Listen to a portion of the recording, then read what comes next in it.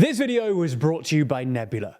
Last Tuesday, French President Emmanuel Macron called for a demographic rearmament to reverse France's declining birth rate, describing the issue of demographic decline as the taboo of the century. Macron's speech came just a few hours after France's statistical institute, the ANSEE, announced that France had seen just 678,000 births in 2023, the lowest number since World War II and nearly 20% fewer than in 2010. Macron's announcement has already been criticized by certain feminist and left-wing politicians in France, though, with the French Green Party leader even comparing Macron's new plans to the popular book and TV show The Handmaid's Tale. This isn't entirely surprising either. Phrases like demographic rearmament are more often associated with right-wing populists than centrist technocrats like Macron, and the loudest advocates for higher birth rates include Hungarian Prime Minister Viktor Orban, Serbian President Alexander Vučić, and Italian Prime Minister Giorgia Meloni, who spent the past few months warning about Italy's demographic winter. However, while it might have been a fringe topic half a decade ago, in the past year or so, demographics, or more specifically the demographic crisis facing much of the developed world, has entered the political mainstream, as falling birth rates have put an ever-increasing strain on national budgets. So in this video, we're going to take a look at why Macron wants France to have more babies, his policy proposals, and why they probably won't work. Before we start, if you haven't already, please consider subscribing and ringing the bell to stay in the loop and be notified when we release new videos.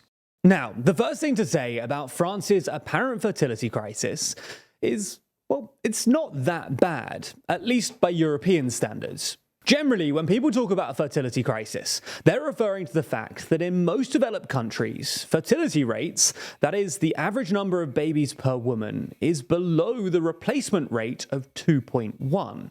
When a country's birth rate falls below this level, then assuming no dramatic increases in life expectancy, their population will begin to get older and eventually start shrinking. Now, an older population means more pensioners and less workers, which in turn means that you need a higher tax burden to maintain your current quality of public services. Again, assuming no dramatic increases in productivity or the pension age. Anyway, for most of recent history, France has actually had a relatively high fertility rate.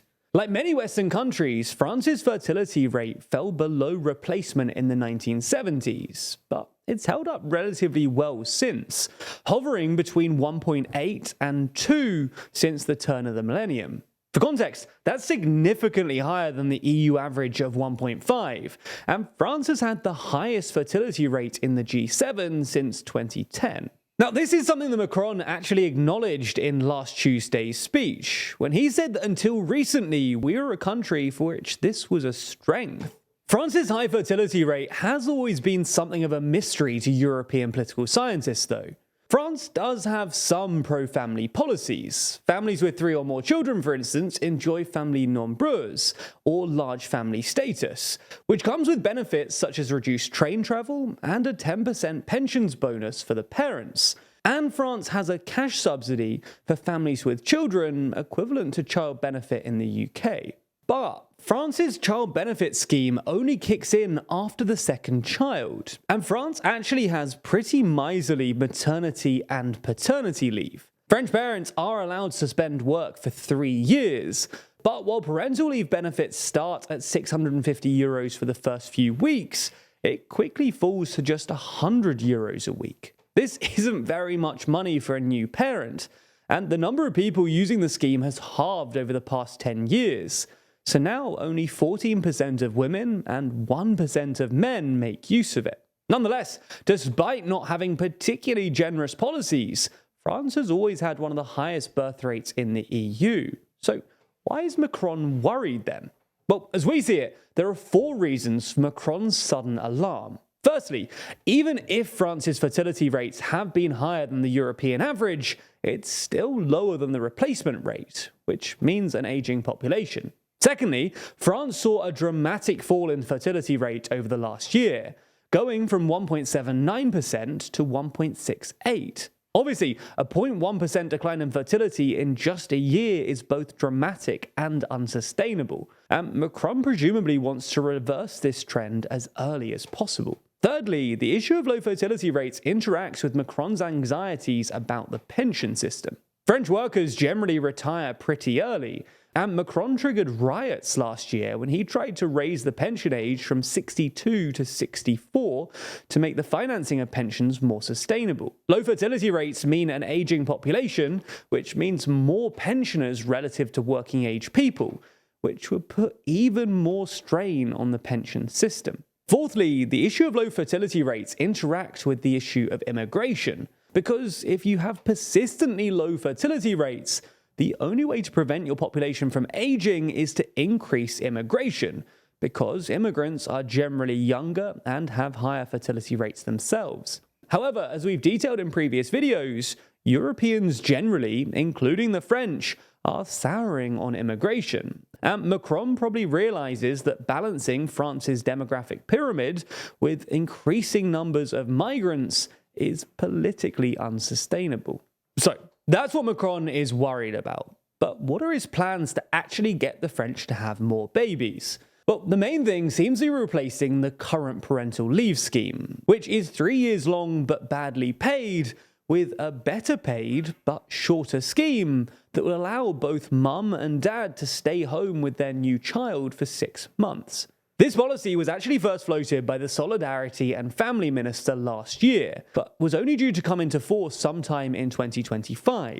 So it sounds like Macron wants to have it fast-tracked. Now, Macron didn't give any precise details about the new scheme, but it's reasonable to assume that he'll follow the recommendations of a parliamentary report published last year that called for the state to cover 67% of the salary, which is basically what happens in Germany. Unfortunately, though, the data suggests that this new policy is unlikely to significantly increase France's fertility rate, let alone get it back to replacement rate. And that's because other European countries have tried similar things, like increasing parental leave, child benefits, and childcare support. But the results have been mixed at best. Sweden, for example, has some of the most pro-family policies in Europe. You get 8 months maternity and paternity leave at 80% salary, and the government subsidizes about 90% of nursery costs, the most in the developed world. But Sweden's fertility rate hasn't been at replacement rate since the early 90s, and has actually been falling over the past decade to roughly 1.6 today. Now, that doesn't mean that young Europeans are intrinsically anti-child. On the contrary, surveys show that Europeans generally wish they had more children than they actually do. Rather, the correct takeaway here seems to be that if you want people to have more babies, you have to do more than just tinker around the edges.